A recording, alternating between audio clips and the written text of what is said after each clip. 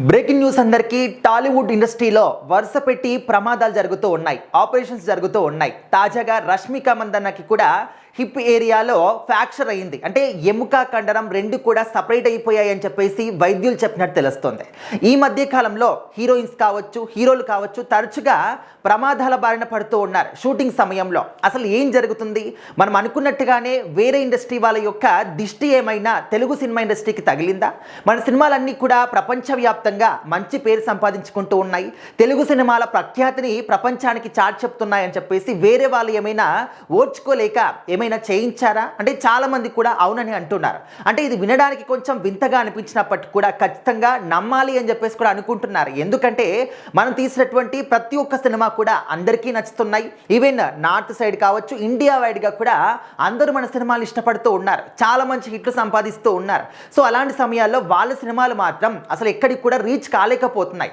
So అందుకోసం అని చెప్పేసి మన ఇండస్ట్రీకి ఏమైనా చేశారా, వాళ్ళ యొక్క దిష్టి తగిలింది, నజర్ తగిలింది అని చెప్పేసి చాలా మంది కూడా భావిస్తూ ఉన్నారు. ఈ 2 వారాల సమయంలోనే ఎంతమంది హీరోలకి ఆపరేషన్స్ అయ్యాయో మనం చూసాం. పవన్ కళ్యాణ్ గారికి ఆపరేషన్ అయింది, రామ్ చరణ్ గారికి ఆపరేషన్ అయింది, జూనియర్ ఎన్టీఆర్ గారికి కూడా అంటే బోన్ ఫ్రాక్చర్ అయింది అని చెప్పేసి భుజం ఏరియాలో ఆ న్యూస్ కూడా మనం విన్నాము.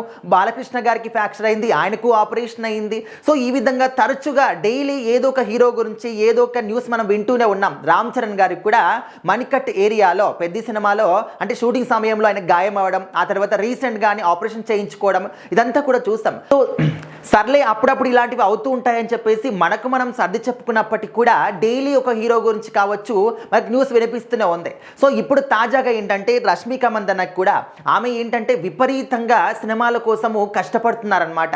ఒకవైపు మైసా సినిమా, ఇంకొక వైపు రణబాలి సినిమా. ఆల్రెడీ సినిమా నుంచి వచ్చినటువంటి పోస్టర్లు కావచ్చు, అసలు మనము ఎంత సినిమాలు ఓన్ చేసుకున్నాము. రణబాలి సినిమాలోని పాట మాత్రం ఇప్పటికి కూడా ఎంత వినసొంపుగా ఉంటుంది. ఇంకా దానికోసం మాత్రం చాలా ఈగర్గా వెయిట్ చేస్తూ ఉన్నారు. అంటే రియల్ లైఫ్లో భార్యాభర్తలు, ఆ సినిమాలో కూడా భార్యాభర్తలుగా చేస్తున్నారు అని చెప్పేసి. అదేవిధంగా మైసా సినిమాలో ఇప్పటి వరకు రష్మిక గారిని మనం చూడనటువంటి ఒక క్యారెక్టర్ అంటే హారర్ ఒక అంటే ఇలాంటి బ్యాక్డ్రాప్లో సినిమా వస్తుందన్నమాట. అయితే ఇప్పుడు ఏంటంటే ఈ 2 సినిమాల కోసం రెస్ట్ లేకుండా కంటిన్యూస్గా తను వర్కౌట్స్ చేయడం కావచ్చు, అండ్ కష్టపడడం కావచ్చు, షూటింగ్లో పాల్గొనడం కావచ్చు, డాన్సింగ్ కావచ్చు, యాక్షన్ సీన్స్ కావచ్చు. రీసెంట్గా మనం చూసాము వాటర్ లోపల తను యాక్షన్ సీన్స్ చేసిందన్నమాట. ఫర్ ది ఫస్ట్ టైం ఒక లేడీ హీరోయిన్ ఆ విధంగా చేయడం అనేది. సో ఆ విధంగా విపరీతంగా 2 సినిమాల కోసం రెస్ట్ లేకుండా కష్టపడడం వల్ల ఈ విధంగా తనకు ఆ విధంగా ఫ్రాక్చర్ అయింది అని చెప్పేసి వైద్యులు చెప్తూ ఉన్నారనమాట. సో మరి దీనికి ఆపరేషన్ కూడా చేయాల్సినటువంటి పరిస్థితి ఉంటుంది అని చెప్పేసి తీవ్రంగా అవుతాయని చెప్తూ ఉన్నారు. మరి ఆపరేషన్ చేస్తారా లేకపోతే రెస్ట్ తీసుకుంటే సరిపోతుందా మనకు అర్థం కాని పరిస్థితి. సో ప్రజెంట్ అయితే రష్మిక గారికి అయితే నిజంగా ఇది నార్మల్ ఫ్రాక్చర్ అయితే కాదండి, నిజంగా చాలా సీరియస్ అన్నమాట.